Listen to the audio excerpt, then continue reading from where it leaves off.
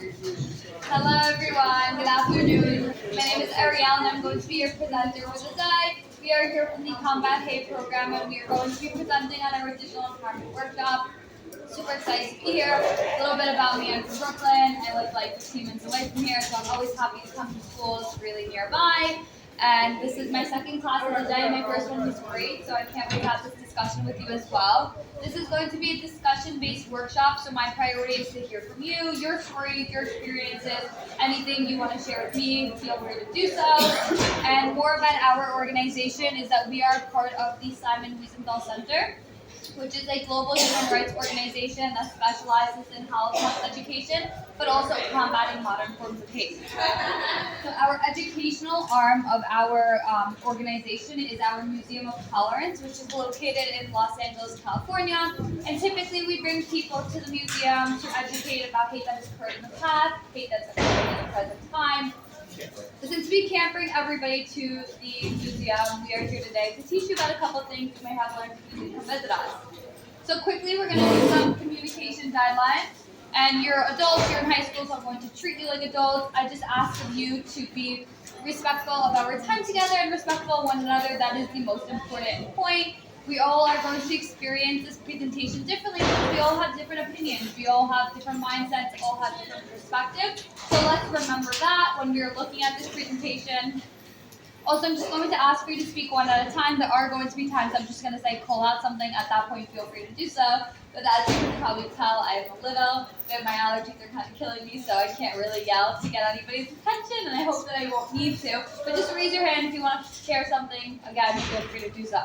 So if you look down at the sheet in front of you, this is going to be the guideline for our presentation. So these are some of the things that we're going to be talking about today. You can fill it out as you go, but it's just for you to see what we're up to, what we're going to be talking about. And if you did look at it and started filling it out already, you may have guessed that we're going to be talking about social media and hate online. So the first question of the day is, who here uses social media? The show of hands. Amazing, right? Probably all of us are using social media in one capacity, so you have something to share today.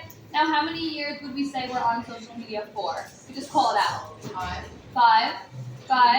Who would say like 4 years plus? Get that out of the way, right? Okay, so most of us 4 years plus. Anybody under 4 years? Okay, a couple of us as well. Even if you've been on social media for just 1 year, if you're just starting off, maybe you're not even sure if you're on social media, that's fine. Because the things that we're going to be talking about today, probably you can relate to in real life scenarios, things that you may have seen, but also things that you may have spoken about with friends, which is fine as well.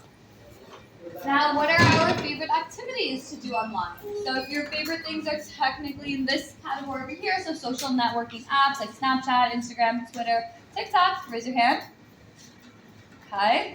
If you prefer watching videos like YouTube, Hulu, Netflix, raise your hand. Okay. Any show recommendations or movie recommendations that you know about? I also prefer videos more than like any other category over here. But I always ask because I usually get good ones and I have listened to the recommendations. Gaming. If you prefer gaming overall. Okay. PlayStation or Xbox, call it out. PlayStation. Okay. That wasn't like an overwhelming agree on any side, but okay, I heard PlayStation. That's the only one there. Now let's talk specific apps. If your favorite or most used app is Instagram, raise your hand. Okay. Snapchat. Okay. We're 9th grade, right? 10. So are we still using Snapchat? Yeah. Yes, okay. So some schools I go to, they're like not using Snapchat at all, and then some schools like till seniors we're still using Snapchat. So it's always interesting to see. TikTok. Okay. Facebook. Okay, so we got 2 Facebook users. Does anybody have a Facebook account that they don't use? That they have and then don't use? Okay, that's usually the consensus for Facebook. YouTube. Literally. Sorry about that. Okay, YouTube. Okay. Spotify. Okay. Any Apple Music fans from here? Okay, we got some competition. Okay, why do we think Spotify is considered social media? Okay, maybe podcasts. You can listen to podcasts, maybe collaborate on podcasts with friends. What else? What other features does it You have? could also like follow people on Spotify. Just like You can do that on Apple Music too. Yeah, so you can follow people. You're completely right. If we could do that on Apple Music too, that could also make it considered social media. So you can follow people, you can like, you can comment, you can share. How many of you share like a song or a playlist and via link, and then you could share it through messages, or you could share it through another platform. So really sharing through different platforms is also a thing that you could do on Spotify, and that makes it social media. That makes it communicative. That makes it you're able to collaborate and talk with people. So any app that has a social aspect to it, some social functions, can actually make it considered social media as well. Discord. Okay, no Discord. We're not a Discord class, okay. Twitch. No Twitch. Okay, why aren't we using Twitch? Because I know Twitch used to be very popular, and that makes why aren't we using it now? Yeah. People aren't streaming. Okay. Like, if you're not streaming, then why would you switch? Okay, so we got bored of watching people stream, basically. Yeah. That's a good point. That sometimes the stuff that we see on Twitch, we can also see on other social media platforms. Yeah. I do use Discord sometimes for like e-commerce and stuff. Okay. That's cool. So different apps have different functions. Okay. Twitter. How many of us use Twitter? It's okay to use Twitter. Yes. Okay. We can get some in. Okay. Yeah. So what do you think about Twitter? I feel like Twitter is only really used for like the sports platform to be recruited, so that's the only reason I use it. Okay, that's like the first time I heard that. That's really cool. Yeah, you can use Twitter to grow your platform maybe as an athlete. That's cool. I feel like we don't really like, from what I've seen, I feel like people don't really use Twitter, but like they like you can see the tweets from other platforms like on Instagram. Like people stalk other people's tweets on Instagram instead of on the actual. Yeah, we see that as well. And I see that I follow some like sports pages as well. Like athletes tweets will then end up on like Instagram, like NBA and stuff like that. So they do that as well. But how many of you also, because we're bringing up re-platforming a lot, how many of you seen like a TikTok video on like Instagram, like Instagram Reels and stuff like that, right? So that's how people are monetizing their stuff. They're putting it on different platforms because many of these platforms have similar functions now. And then you see the same content repeating itself on different apps. Reddit. Okay, we got Ron. Okay, Reddit. Okay, any apps that I missed? Any apps that you use that I didn't say? Yeah. I think Pinterest. Pinterest, yeah, that definitely. Pinterest is a good one. Do we use BeReal in school? Yeah. Okay, some of us. Right, that would also die down. We also see like a life cycle of some apps, like you have like probably like last summer BeReal was super popular. This summer like nobody's paying attention anymore. Okay. What about like WhatsApp? Do you use WhatsApp? Okay, no WhatsApp. Okay, so now let's rewire. We spoke about the positive things that we like, what our favorite apps are. Now I want to ask you, how many of you at one point on social media have seen any hateful or offensive content? Yeah, okay. Now if you look around the room, that's a lot of hands, right? So all of us have pretty much come in contact with some form of hateful and offensive content. So what we're going to do today is learn how to define that hateful and offensive content, how to kind of pick it out when you're looking at different tweets or different TikTok videos. What is hateful and offensive? We're going to look at real life examples, and then what are the consequences of these things being on social media? Question? I have a question, but Yeah. a question for you. Do Yes. you think hate speech online should be like cancelled and be limited? Okay, so you bring up a good Because question. I'm not sure where this is going today. Okay, but yeah, continue. Should offensive content be silenced online? Is my question. Should it?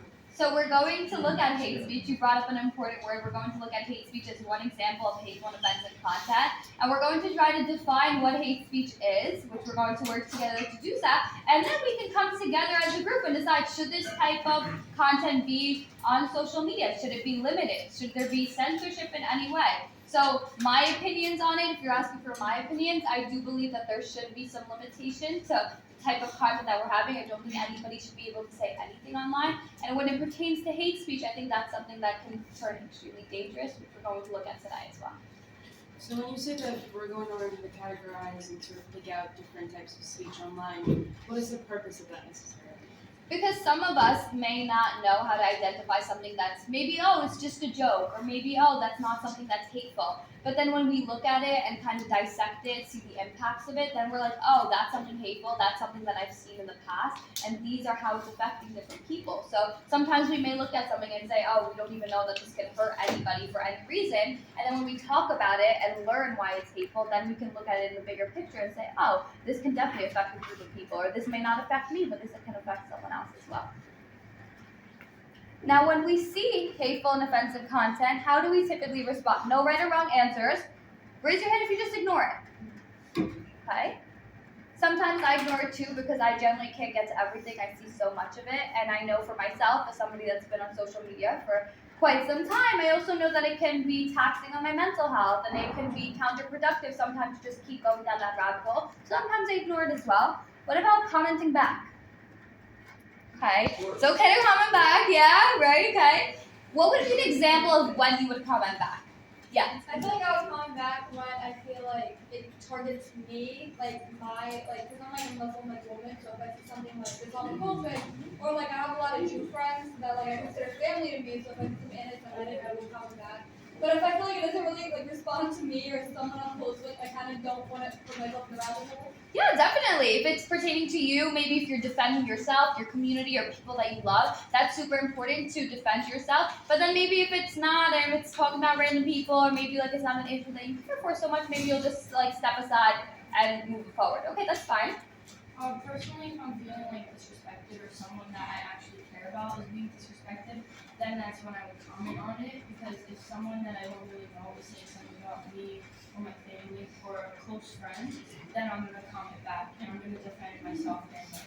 Yeah, definitely stand up for yourself. Yeah, that's great. I would comment like outside of the internet because the internet, someone's speaking behind the screen really has nothing. Like even if they're speaking like I don't care about it, they're gonna say it to my face and I'm gonna comment back at you. Hi. So how many of you have ever encountered a situation like that where you feel like somebody would say something hateful to you online, but they wouldn't say it to your face? Yeah, right? People like to hide behind the screen, like to stay anonymous, but then when it comes down to it, nobody really wants to say these things to your face. And that's also one of the dangers of social media, that people feel like there's going to be no consequences if they say these things online. Nobody may never find out, or these things, people, they can say things and they can use social media as a shield, but it affects real life people. I feel like a part of why I don't really like to respond to things is because it's not like the person's gonna understand. If they're commenting something like that, they're obviously doing it on purpose to try to hurt people, to try to be rude. And me explaining something to them through a screen, someone I don't know, I don't think it's gonna change their opinions, number one, and I don't think it's gonna stop them, number two. So why would I waste my own energy and like put like that negative, get into a negative mindset for myself? That's another way as well, and I'm happy that you share that because you know for yourself that these things would be upsetting towards you. It's going to be a waste of energy. You don't need to go and combat everything that everybody's saying, and you feel right about doing that, then definitely, yeah, sure. I feel like when you comment back on like someone's hateful like, comment or whatever, it's just giving it to them because that's their whole goal is to get a reaction out of you. Like the creator who made the video or the post or just anybody in general. So you're just giving them that satisfaction of like, oh, I got what I wanted. Like I wanted to get mad, I wanted to hurt them, and that's what I'm doing. Yeah, definitely. Sometimes there's people like that that just want to, try to instigate, and then they want you to comment back, so then you have this cycle of hate that you're commenting and they're commenting, and then it's kind of never ending. I feel like if you have a huge social media presence, you have a lot of followers, you should ignore the comments because there's a lot of comments and it could be hateful and they might not even know you. They might speak about you or your family, but they don't even know you. But if it's like your friends, like your family speaking bad about you, I feel like you should comment back. Hi. So now we had a lot of thoughts about commenting back, which is great. How do we feel about reporting? How many of you have ever reported something? Because reporting takes less energy than commenting back. You just press a button and then hopefully it gets off. You don't see that video anymore, but then hopefully they'll get it taken off the platform. But reporting is actually something that I've seen when I go to schools less and less that students are willing to do that. Sometimes commenting back or blocking people they feel like is better than reporting. Why do we feel that way? Why is reporting maybe ineffective to you? Yes. Like I feel like anytime I would report something, if it's like a popular video, it doesn't really ever get taken down. And even if it does on one platform, people will always repost it. Like I feel like reporting to a point is kind of pointless because even if it gets taken down on Instagram, someone can screen record and put it on Snapchat. You're not taking it off the web. You're taking it off that platform. Hey, you bring up two really good points that sometimes reporting can feel ineffective because sometimes it doesn't get taken down immediately, or sometimes the video blows up and it's like, if you're reporting it now, what's the point? Like, millions of people have already seen it. But then these things live on forever. Stuff can move to different platforms. People can screenshot, screen record, and then post it again. And that's something we're going to go through later on, and how that can affect somebody's future that's posting it, and what are the consequences of that. You had your hand up before? Just saying that, like, sometimes it depends how bad it is. Like, if something's really bad, it is something like you report it. But like, it's an opinion, a strong opinion. Sometimes people don't have the same opinions as you, so you report it, just let them out their opinions, and like, so block them. Someone's wrong with it. I feel like sometimes things are not as straight up and direct as they need to be for it to actually be taken down. Sometimes something's not directly offensive. It could be a microaggression. It could be something that needs more than a robot to analyze and make the connection of how this could be hurtful. Yeah. So, or it could be just said in a way where it's like not easily understandable and you can't really break it apart. Yeah, sometimes like you have to let things slide, and it's like that's not offensive enough to get it taken down, but to you that's extremely offensive. So then it's like, where do we go? There's this line that if somebody crosses this line now, it's going to get reported, and what's not. So we're actually going to teach you how our organization, the Combat Hate Program, can actually help you get things reported, help you get things taken down, because we want to work towards the things that are ineffective. We want to fix these things. So yes, I know as a social media user, sometimes reporting can feel ineffective, sometimes it can feel useless, but in the end of the presentation, we hope that our organization can help you, you can help us help you. What we always like to say, because we're all social media users, and in order to make a change, we all have to all have to take a step for this bigger change. So I'm glad that you're all bringing up these points, because they're all valid arguments as well. Anna? I just wanted to say, I feel like it honestly depends if the post is about you or if it's about like people that are unusual. Because if it's an online post and it's not directed to you, you can't really like record it and expect anything to happen. But if it's about you and you actually record it and it like shows that it's about you, then it's different. But many people record stuff everywhere, like content that they don't like, and it doesn't get taken down. But if it's about you specifically, then it gets taken down. So it depends. Yeah, definitely. I feel like recording is ineffective because there needs to be a certain amount of reports for the video to be actually taken down. So like, let me say if it's a popular video, you're the only one that reports it, and there's like millions of people that's liking the video, like the chances of it getting taken down is very slim. Right. So that's why we need more people to report things that are obviously hateful, obviously offensive. So if we all report, if we all take down this, make an effort to take down this one video, maybe then it can make a change. So there are definitely posts that are just blatantly offensive. But then, like Layla mentioned, there are some things that are on that fine line. And what I might find offensive, Layla might find offensive, or other people might find offensive. So then, if you do report it, who gets to decide what is a violation, what is truly offensive, what is hate speech? Who gets to decide? Yeah, and I think that's what we're working towards every day, because like I started this presentation, each one of us have different opinions, different perspectives, and I think how these apps look at it and how the people that manage them is that we have these community guidelines, right? TikTok has community guidelines, Twitter, whether they stay true to them or not is a question, but there is these community guidelines. If you violate them, if anything that you post violates them, it should get taken down. Sometimes they don't do that, even when people do violate them. So that's why we need to bring awareness. We need to say, no, this violates the guidelines, this should not be there anymore. A great question. So now let's talk about our concerns. We'll go through them. How many of you have seen fake news on social media? Right? Yeah, fake news can definitely be concerning and hateful. What about anonymous people? How many of you played video games with someone and then they lose to you? You've never met them before, but they start cursing you out, commenting on your appearances, saying mean things. Yeah, how many of you has that happen? Yeah, that happens to a bunch of people all the time, because people feel like when you're playing video games, you have no clue who they are. They hide behind like a gamer tag and they can say whatever they want. And then racism. How many of us have seen racism on social media? Right? What would you say is the app that you see the most racism on? Twitter. TikTok. Right. Twitter and TikTok are usually fighting for like first spot when it comes to that. Definitely. I feel like TikTok is better with community guidelines than Twitter is 100%. That's why I feel like a lot of people don't go on Twitter, because a lot of the videos that are so easily accessible on Twitter are honestly disgusting. Like there's like straight up gore and just violence all over it. Yeah. TikTok is more of like it could be up for a while, but it won't be able to get us spread like, especially when you have like age limits on TikTok. Like it's really good at managing who sees what. Right. And so now we're having like different like disputes on like what should be the age limit is, and like 13 under should get this type of algorithm, and then people older should get another type of algorithm, which I think is definitely useful. But you said TikTok by nature, because it's a talking app, people go on there to talk naturally, it tends to be more hateful. Any app that you see that, like Reddit, also we see a lot of like lack of censorship, a lack of community guidelines, following them on apps like Reddit and TikTok, because people are going on there to talk, and naturally when the main function of the app is to talk, chat, get people's opinions, put your opinions out there, these things also tend to go negative. Now we're going to focus on a specific form of hateful and offensive content, which you asked before. What was the term? What was the example of hateful and offensive content? Hate speech, yeah. So we're going to define hate speech. How many of you have heard hate speech? Right? So we know what it is, or we've heard it before. So now we're going to watch this video. It's a quick video of students describing hate speech to us. You have a section, I'm just going to borrow yours for a second. Right over here it says definition of hate speech. So I just want you to write one thing that stands out to you in this video, because it's going to go by very quick. So write down a word, a phrase, sentence, an example that came to your mind, and then we're going to go and talk about it together as a group. When I go online, I see hate speech.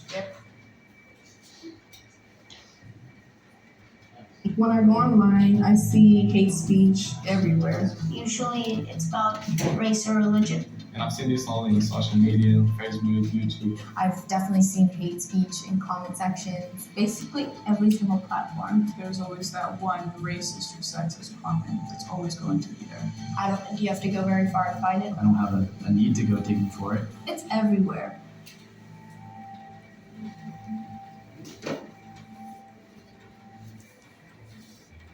I define hate speech as anything that's threatening or meant to hurt somebody else. Anything you say or do that is like kind of like attacking any part of someone, whether it's like what they look like, their beliefs. I'm not sure of like the exact definition of hate speech. Any way you use your words to oppress or harm somebody else, it doesn't necessarily have to be a derogatory term or a slur. It could just be words that we use in our everyday sentences. The meaning of it has become really vague, or at least really wide. Someone is no longer just being offensive when what they're saying is marginalizing or hurting a whole community of people. For example, their religion, their race. If that's what you're going for, that's no longer just you being mean. That's hate speech. Hi. So, what do we think? Who wants to share what they wrote down, or what is hate speech? Let's start off with that question. Hate speech is something that's threatening, or would you oppress someone? Yeah, definitely. Hate speech is something that's threatening or oppressing someone, oppressing the community. Put your hand up. Sure. So it's a threat, it's an attack on your looks, on your beliefs. Someone said that they're not sure because it's vague, and I want to agree with that person because it's big in the video. But basically, the overall was it harms or oppresses a person. Right. So you are both right in saying that hate speech is threatening and harms someone. So the intentions is negative. When somebody is saying hate speech to you, or if you're hearing hate speech, know that the intentions of that person is negative because it wants to oppress or harm someone. Now, what does it want to oppress someone based off of what? How is it harming someone? Yeah, so the difference between like I noticed at the beginning and the end of the video is in the beginning they're like hurt someone, it's like someone specific. And then later on they explain it's more like against an entire community, against a group of people. So it's not something personal you have against somebody, maybe you know that person, you just don't like them. It's like identifying a group and saying I don't like you because of this, this, and this. Yeah, and you bring up a great point that maybe it's not something personal or something that you have about someone, or maybe their personality, something you don't like about them. But then it's a group of people. It could be attacking a group of people or shared characteristics that a group of people have. They said once it like targets race or religion, that's like crossing a line, it becomes hate speech. Yeah, two of the examples of ways that you can attack someone and that would be considered hate speech is when you attack them based off their race or religion. two identifying characteristics that everybody has, and that's something that if somebody was to attack you based off of that, that's not them being mean anymore. That's hate speech. So let's work off that line of what are other identifying characteristics do we each have that if someone was to target you based off of that, that could be considered hate speech. So we said race, we said religion, what else? Gender, definitely. What else? Yeah. Sexuality. Disability, definitely. Economic status. Yeah, maybe socioeconomic status. Yeah, that could definitely be one. What else? Age. So ageism is one that's interesting when it's brought up because discriminating someone based off their age, and that's something that we may not typically think of. That how can you make fun of someone based off their age, or how can you target someone? But ageism is definitely a thing. What is the term we use for the country that someone comes from, or the country that someone's born in?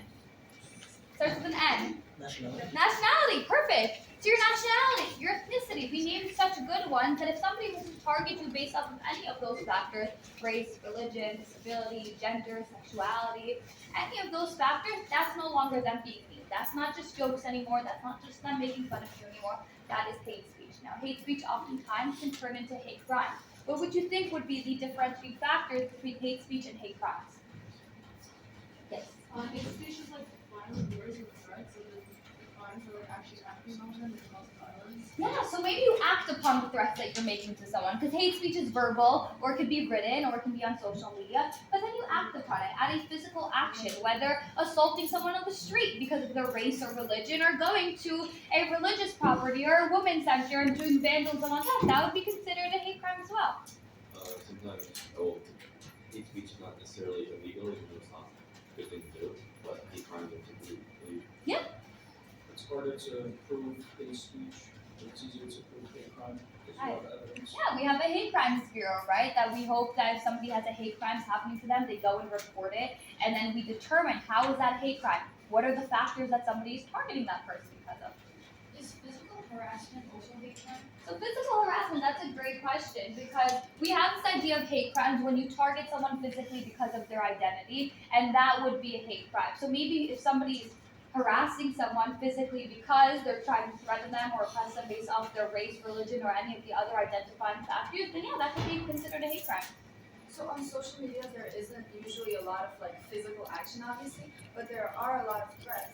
So I feel like it's, as Nate said, it's still not legal, because just like you have like charged battery and assault, battery is still a charge, it's still a crime. So same way on social media, just threatening a group of people or saying you're gonna do something to them is just as hurtful and like mentally. Exactly. Right? We have this idea that we shouldn't be hurt by words. If it's only physical acts, we should be hurt. But you've all raised your hands to seeing something hateful, offensive on social media. You've all said you've seen hate speech happen online. It's just as offensive. It's just as hurtful, and those people should be held accountable.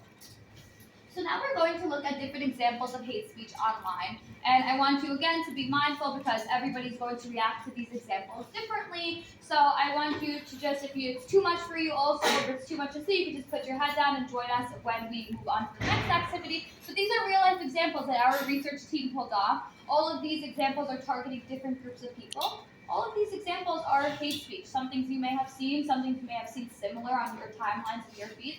So we're going to try to dissect, how is it hate speech? Who are they targeting? What are the techniques they're using to lure us in, to grab our attention? And what would we think are the real life consequences that happen because these things are on the internet?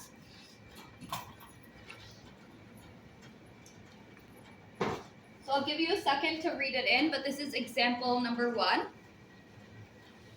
And this is a Twitter page. We spoke about Twitter and how it could be hateful. Some of the worst things end up on Twitter. This may be one example. And if anybody needs a physical copy because they can't see, we can hand one out to you as well. So you can just raise your hand and we can give one out. But this page is called @FunnyRacist.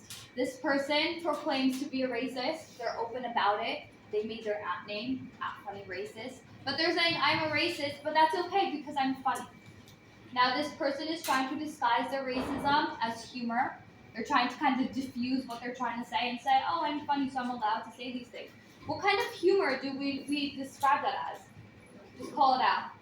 Dark humor. Dark humor. This is a page dedicated to dark humor, and specifically in this page, racism. Now, this person is trying to spread racism, and guess what? He's being very open about it. How many people followed? 7,451. 8,000 people, almost 8,000 people saw this account, saw the blatant racism that this person was trying to spread, and said it's fine, sign me up. Now, the problem we have with dark humor is that it's a blanket term. Now, when somebody says something, you say, oh, it's just dark humor, that's my humor.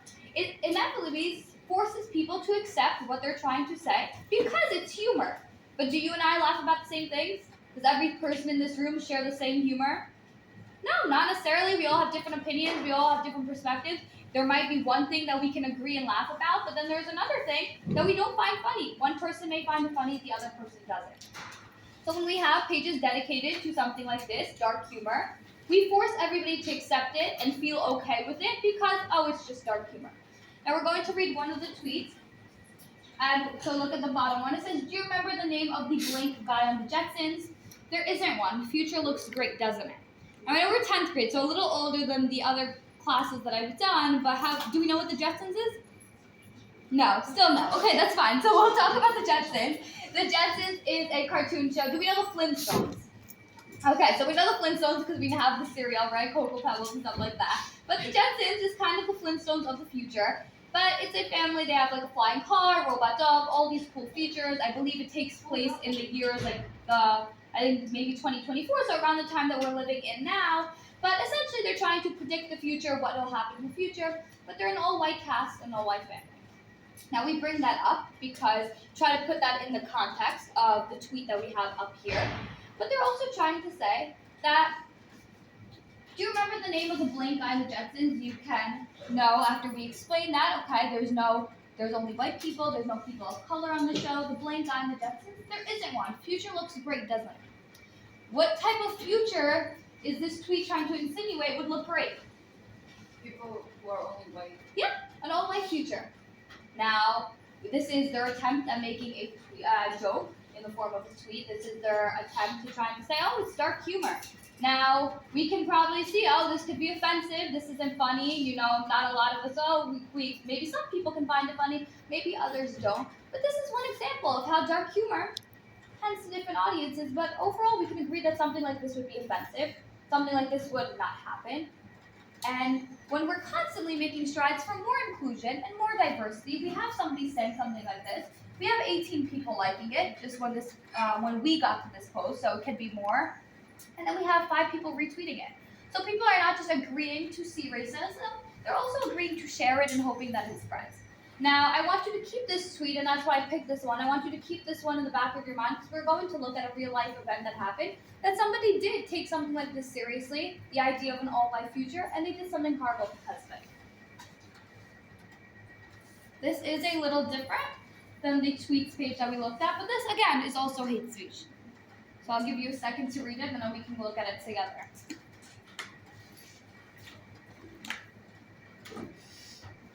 So, can anybody tell me who this character is, or what movie he's from? How many of you recognize this picture, or like have seen this before? Okay, a couple of us. So, do we know Kung Fu Panda? So this is Master Oogway from Kung Fu Panda, and what happens in the scene is my time has come, he passes away, goes into like a million petals, but this is a very famous character, so like people like your age recognize, when we go to 6th grade, they recognize Master Oogway. I recognize who Master Oogway is. My parents can also. So if they're using this character that's extremely generational, that people from multiple age groups can recognize, why do we think, without even just reading the meme, why do we think they'd use someone that's extremely popular? Yeah. So we would attract people from all ages. Attract people from all ages. The more eyes on it, the more better. The more people that can relate, the more people that can understand, the better at getting their point across. Now this one reads, when a Chinese man coughs right next to you, my time has come. Trying to insinuate what? I just immediately thought of like COVID because I know there was a lot of like hate towards Asians, and like it didn't even have to be Asians at that point. If somebody coughs on the train, you would take a look at them. And that's fair. So it's building off of this idea that to blame Chinese people for COVID, Asian people, and you brought up an example of hate towards Asian people. We saw Asian hate crimes skyrocket during the year 2020 and 2021. We saw discrimination towards this group of people. This is trying to say that if a Chinese person coughs right next to you, they'll give you COVID. But we know that that's not true. We know that that's not how it works, that everybody can get and spread COVID. But did people believe this at some point? Yeah, some people did, because we had these Asian hate crimes. We had a rise in discrimination and hatred and Asian businesses being forced to close down. A lot of Asian students didn't return back to school either. So this meme just goes to show that it's building off relatable ideas. It's building off relatable characters, and it's telling you, look at this, let's grab your attention. Let's hope that you believe what we're saying, and then people will go and treat specific groups differently because of it. And if we took out Chinese and put any other group of people, the consequences would be the same, because these things try to be relatable. They try to influence you in different ways. And like we said, we saw that happening on the streets of New York City, the streets that we live on. No problem. The last example we have here is different because it's a game. This game is called Border Patrol. Now try to think of the different techniques that this game is using. Who do we think is their target audience? Why would they create such a game like this? Now, it's called Border Patrol because it builds off the idea that US and Mexico share a border. Now, this person, you may think, oh yeah, they don't like the idea of immigration. Maybe specifically they have hatred towards the Mexican community. Yeah. I don't want to not put the blame on the racist person, but I feel like a lot of people, when they're being racist, is because they hear all these different social stories that go around throughout America without the actual knowledge of what's going on. So when they hear this, especially by people with bigger platforms who do spread this around, I feel like they believe it without knowing the actual story. So people like this, and I feel like just in general, the examples you've shown, a racist person cannot really know what's going on, and those social stories that they hear across the world, they believe it because that's all they know. Or same way, if you're growing up and your parents put that into your brain, and you grow up having a racist family, you don't know anything else but that. So when you see, you kind of believe it, and that's just how you've been grown up to know. No, you're completely right. That the stuff that we see online influences us to believe certain things. Now, this game specifically is targeting children. It's targeting a younger audience. Now, how many of you have played violent games that, this game, the objective is to kill as many Mexican people as possible before they can enter the US? How many of you have played Fortnite, Call of Duty, Warzone, any of these violent games? Right? Killing games. Yeah, that's what we build these video games. Those are the most popular video games out now. This video game is building off the same idea because it knows kids like to do that. Now, a kid that every year we see younger and younger generations coming on video games and coming on Nintendo and going on social media. We see younger people playing games like this. Now, they don't know when they're looking at this game that this is a hateful game. This is a game that's discriminating against an entire community. They just know that it's bright colors and it's fun and you can get points. And then when you lose, it's telling you in flashing buttons to play again and play again and play again. But that's what they want to do. They want to influence you when you're young, so then in the hopes that you grow up to be a person that actually believes these things. Yeah, so I feel like maybe you don't even have these views, right? Maybe you're just a child and you just see that the game is starting to be popular. There's this thing where if you keep constantly playing this and repeatedly playing, it's gonna change your actual thinking.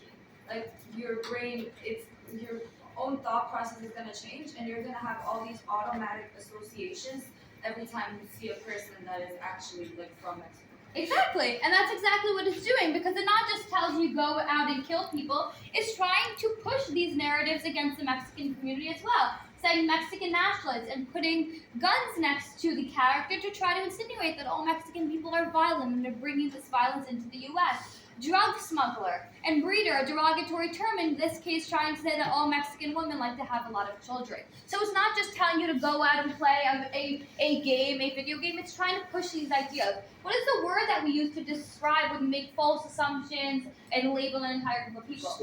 Stereotypes. Now the thing about stereotypes is that every single person in this room has stereotypes against them.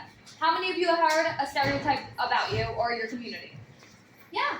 Every single person has a stereotype against them because there's stereotypes down to hair color, there's stereotypes down to the way people dress and appearances.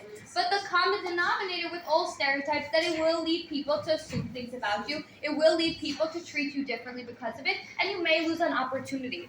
Because would you want to give someone a job if you thought they were a drug smuggler or if you thought they were violent? No. So that's one way that groups can become marginalized. Would you want to live amongst a community of people if you thought this way about them? No. So now people are getting pushed out, people are losing opportunity, and then you have a discrepancy in how one person is getting treated versus the other, and all these things start from stereotypes. Now we're going to look at the real life consequences. I'm going to come to you in a minute. We're going to look at the real life consequences of hate online. And all these things stem from stuff being said on social media. All these are examples of how people are getting targeted because of their identity. 50 people killed in a mosque shooting in New Zealand. 50 dead in an Orlando club shooting, targeting the LGBTQ plus community. Texas Walmart shooting in El Paso, Texas, which is a predominantly Hispanic community. A man walked into a Walmart and shot 20 people. 11 Jewish people killed in a synagogue massacre. Similarly, another religious attack, 6 Sikh worshippers killed. Now I leave the Buffalo shooting last because this one hits close to home, Buffalo, New York, right? But I want you to remember back to 2 things. The funny racist tweets page that we looked at and this idea of an all-white future. And then I also want you to think that if you don't believe that this is correlated to social media, this man went into the supermarket streaming on a social media platform, one that we spoke about today, Twitch. He had a body cam, he walked into the supermarket streaming it on Twitch, and this man also, we found out later, believed in this idea of an all-white future, and his duty as a white person had to go out and target people of color, and he went and killed 10 black people in the supermarket. So these things are correlated to the hate that we're seeing online. People are taking action in real life. People are going and taking the next step, turning it into hate crimes, targeting people on the streets that we live on, targeting people because of their identity. And that's why we need to be vigilant. That's why we need to be aware. That's why we need to report things and say things. That's why we need to have this discussion, because so many of you had so many amazing thoughts that you shared today. That's so important in moving towards a better place to make sure that these things don't happen again. Now, there are ways that we can combat hate because we're the Combat Hate program, right? That's why we're here. We don't want to just show you all these negative things without the bright side to it, because there is one. Social media was a place that you're supposed to go, talk to friends, have a great time, play games, but we spoke about that we have this problem with hatred online. Well, one way that you can protect yourselves and protect others as well is your digital footprint. And that's whatever happens online stays online forever. The second you signed up to social media platforms, you played your first video game, whatever it is, made your first account, your digital footprint began. And that's everything you've ever posted, even if it's deleted, even if it's taken down. There's a web archive of everything you've ever posted online. Now, you don't know who screenshotted your Instagram or screen recorded, and now there's apps that don't even notify, like SnapSave, that somebody can record your Snapchats that you sent to them without you even getting a notification. And you have no clue who they sent it to, and you have no clue how it's circulating. But then when you want to apply for college or get a job or whatever your next journey takes you, these things may pop up. Because people will do background searches on you. People will put your name into a database and see if you have been hateful online, see if you've been posting something. And the part of this process that's the most painful to some, that's the most awakening to some, is that even if you posted something 5 years ago, you can be held accountable. You can lose an opportunity because of it. And you don't want something that you posted when you were 11 years old or 12 years old or 16 years old hurting you when you want to apply for college or get a job.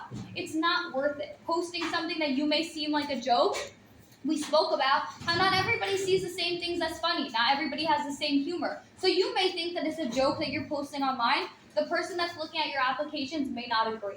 So be mindful of what you're posting, because you don't want these things hurting your future. You're all planning for your next step. This thing can be the roadblock that stops you. This thing can harm your future.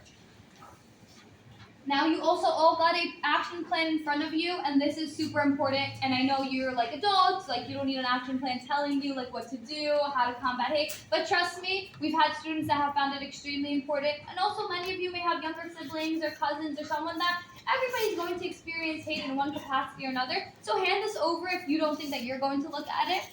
But please do. We definitely urge you to, because there is 3 blocks that we break it down into practicing self-care, like we spoke about, how things can affect our mental health and how we can navigate social media, saying this is one way that I don't like to report, I don't like to comment back because I know it's a waste of my time. There's other ways to practice self-care, just shutting off your phone. Now, taking control and do something are two important tasks, but we also have our social media platforms on there. Our Combat Hate Instagram, Twitter, and Snapchat. And what we urge you to do, like I said, we want to help you so you can help us help you. Just send us the hateful and offensive content that you're seeing so we can help you get it taken down. We go to meetings with these companies and we send in the evidence that you send us to help you get these things taken down, to make reporting more effective. So thank you for having me today. Be more mindful of what you post and enjoy the rest of your day.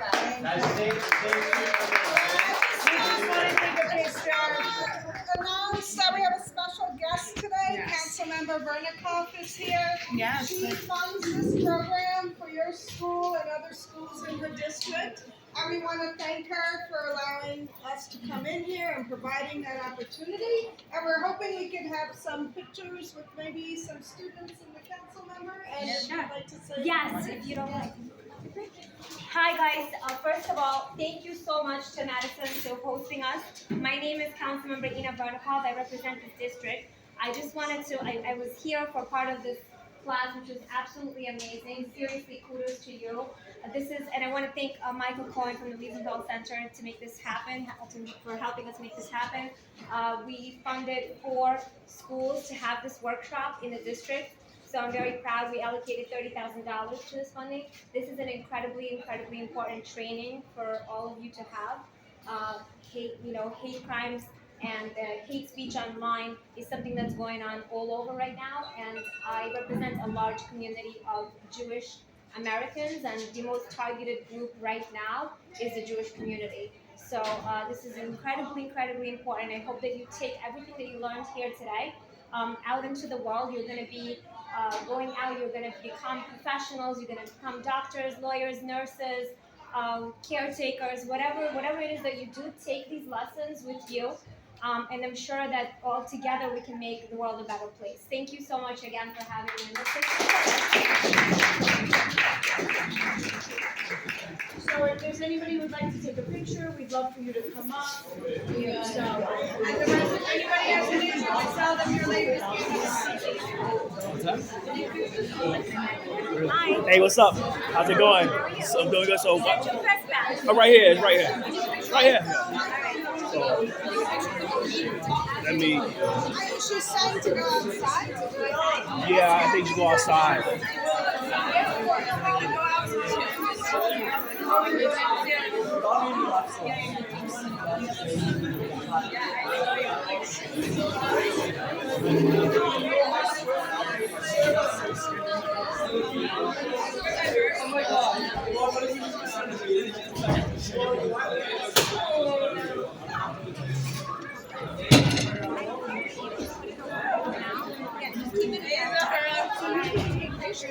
Here, I can bring you to the conference room. We can do whatever you And you also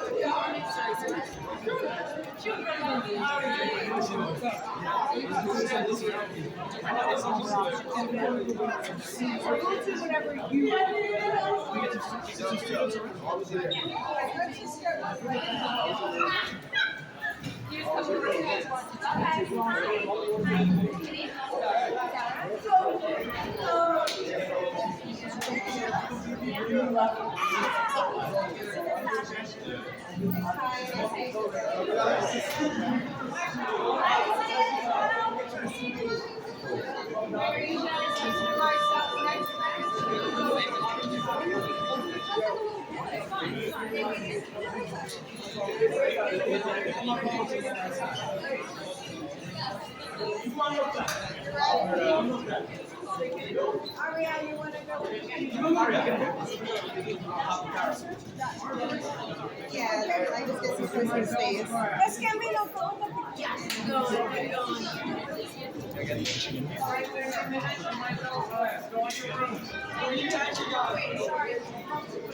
Alright, watch.